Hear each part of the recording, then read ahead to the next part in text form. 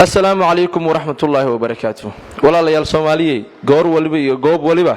كما داري دون لهذا الكين إن شاء الله تبارك وتعالى. هل كان واحد كوسو قد بين دونا عمل كاس عدي سميسه maalinta qiyaamo marka hooska rabbi mooyaan hoos kale uu sajirin waxa uu ka mid noqon doonaa kuwa harsada hooskaas sida uu noo tilmaamay suubaneeni Muhammad nabadi naxariis dushiisa aatay sidoo kale nabigeena wuxuu yiri ku daweeya kuwiina xanuunsanayna ku daweeya ayuu yiri amalkaas ilaahi tabaaraka wa tacaala markuu uu tilmaamay muuminiinta iyo kuwa jannada ilaahi subhanahu wa tacaala doonayna waxa uu ku sifeeyay kuwa amalkaasi wax ka sameeya amalkaasi waxa uu leeyahay cimri dheeri adduunkana waa lagu liibaanaa آخرنا ولا قولي بأنا عدة عمل كاسي سميس هذا عمل كاسي ما قرنا يسا وصدقة وحربا إن الله بقي سوق جابا وصدقة لحجرته أيدي سوق بيو حد ما قشين مهما هذا صومالية أما وراه هذا صومالية إيه ترى هذا صدقة وتفرطي هذا بس ده صدقة ذو وحياها اللي ذا وحكم ذا عمري ديري سبب النبي سليمان عليه السلام أي النبي سليمان وحى لو عزومه أو لو جاء عروس وحى لو يجي النبي سليمان ونقل سوق يبقى العروس كاس النبي سليمان وصوت تجسي وقص يبقى العروس كاس أنتوا وضد حسون مري أي واحد كوري من ملك الموت واسكسوا كيسوي سورة بن آدم وحونا وشاقي إنه يهي ملك الموت وأدونيه عروس وأصعده نينك عروس كعاو عقل قليه إنه نفتك سوق هذا أجسي سيء قاضي النبي سليمان أرنتي بكم رجودي وحونا نيدي سويدي محاد كتجيسا عروس كان مروجة اسكو بدلية وهو اسكالله بتو جورجي سايو كنا عبد النبي سليمان عليه السلام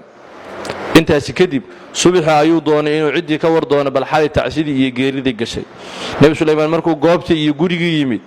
وحال بابك كفر ويلك أبيس سوى ناكسنا فرحسن أيو أسلام أسود دوي وحو أركين يجورجي واحد تعسام واحد جري وسكد النبي سليمان نيدي سايو ويدي صوتي ملك الموت شيء كويري عوايا نفتك سوق هذا يا عروسك نوانول يا عد وافرح صنطة وعد أروس السدي وحجران أنت اسمركوا سؤالي أي مركب وحى أصوب بحي ملك الموت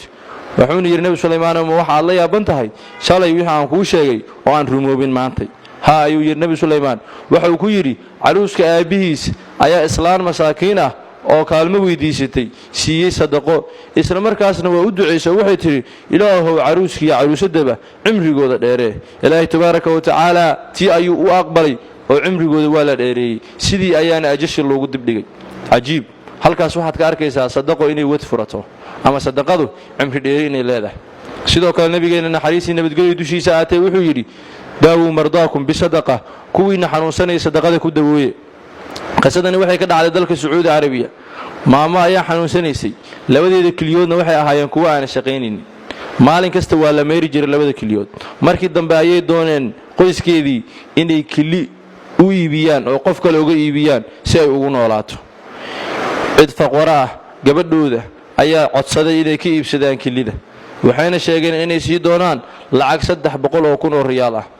سيدي أيها قبل اللوسو كحي صبح مركي يدين أوبريشن كلا قالوا oo kaliyaha loo kala bedelo gabadhan iyo islaanta xanuunsanaysa ayay ooysay gabadhii habeenkii maamadii ayaa weydiisay maxaad la ooynaysaa gabar yahay waxa ay ku tiri waxaan la ooynayaa baahida cidayda haysa oo sababtay inay kalideeda iibsadaan hooyadii ayaa calool xumooto ka qiirootay isla markaasna waxay u yeertay wiilkeedii oo waxay ku tiri wiilkaygiiyo ii keen lacagtii wiilka ayaa ku yiri hooyo markii amaliyada la galo ama labada kaliyood la idin kala bedelo markaas ayaa lacagta la siinayaa maya hadda ii keen bay ku tiri وانا uu keenay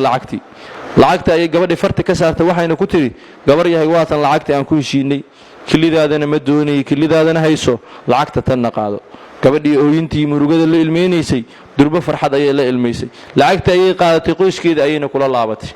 subax ayay wacday dhakhtarkii waxayna ku tiri saaka operation-ka ama shaqadii loo baahnaa qaliinka ah waa baaqday ayay ku tiri maamadii xanuunsanaysay laakiin ii kaalay waxaan doonayaa sida caadada ahayd inaad kaliyaha ii dhaqdo ii sifayso